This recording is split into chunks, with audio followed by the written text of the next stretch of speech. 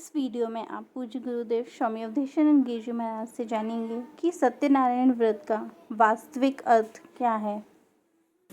सत्यनारायण की कथा में विश्वास कीजिए, वचन खुद को देना है, समाज को, परिवार को, व्यक्ति को नहीं देना है। ये किसी को नहीं देना है वचन। जो सत्यनारायण व्रत कथा है, जिसमें सभी वर्गों की कथा है, सभी वर्णों के लिए कथा है, सहज सुलभ है, कभी भी की जाए, ज्यादा उसमें उद्यम उद्योग नहीं है, अधिक बड़े प्रसाद व्यंजन पकवान मिष्ठान व्यंजन नहीं बनाने हैं। ऐसे ही कसार बस आटा भून लेना है, शक्कर डाल लो, या कि कुछ नहीं है तो तुलसी दल रख लीजिए अथवा प्रणाम भर कर लीजिए। इतना सरल व्रत है, पर ये व्रत में पहले संकल्प है, सत्य व्रत है। ये सत्य व्रत है, सत्य की प्रतिज्ञा है, ये सत्य निष्ठा का व्रत है, ये सत्य आचरण का व्रत है, ये सत्यानुगमन का व्रत है।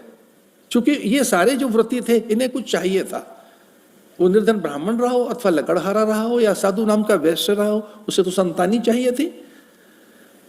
लीलावती कलावती आदि के जो व्रत हैं, उन्हें सम्मान चाहिए था कि पति सकुशल लौट आए, गए व्यापार उद्यम करने, और उससे पहले पुत्री नहीं हो रही है तो चलो संतान के लिए कर लें, पुत्री होगी प्रसन्नता की बात है। चंद्र की कलाएं जैसे बढ़ती हैं, वो पुत्री बढ़ने लगी, प्राय कन्याएं युवती कब होगी पता नहीं लगता। बाद में करेंगे, फिर करेंगे, करते रहेंगे। सच्ची तो बोलना है सत्य के साथ, बाद में अभी कुछ और कर लो। कि खुद को वचन देना है और नहीं करना है, टाला मटोला है, बाद में कर लेंगे, देखते हैं, ठीक है। ये तो अभी और कुछ कर लें, जो अभी करना था अभी फिर करेंगे। या तो आती रहती थी, पत्नी भी कहती रहती थी, खुद को भी ऐसा रहता था कि जो करना था वो नहीं किया है, जो करना है वो अभी किया कि नहीं, ये कल पे छोड़ रखा है। वचन खुद को दो, अपने को वचन दो। आपने वचन दिया था खुद को, गर्भ में दिया था, जब आ रहे थे तब दिया था, आप भूल गए।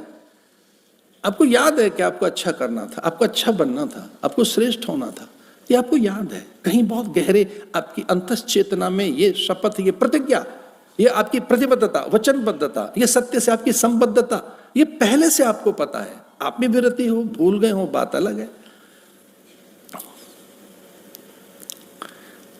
तो श्रद्धा वीर स्मृति, ये जो वीर्य और स्मृति यानी याद रहे, आपको अच्छे कर्म करने हैं, शुभ कर्म करने हैं, आपको याद रहना चाहिए।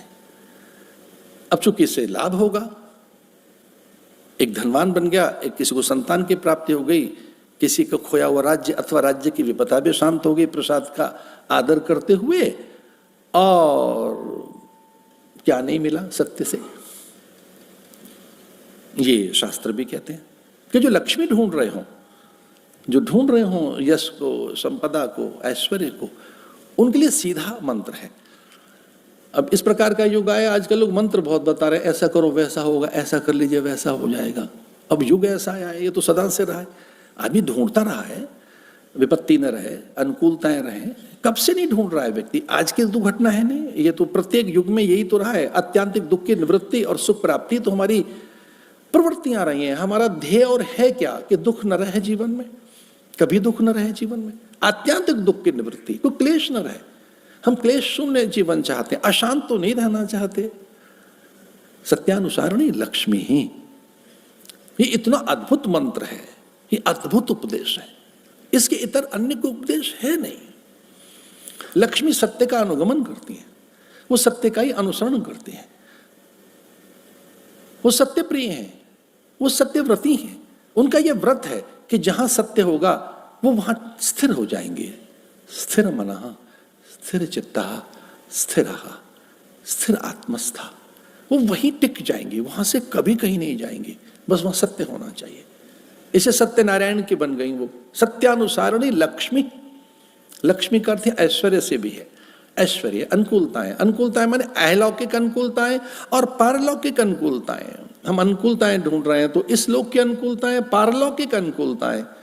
हमें अनुकूलताएं चाहिए, सुख चाहिए, सम्मान चाहिए, विभूति चाहिए।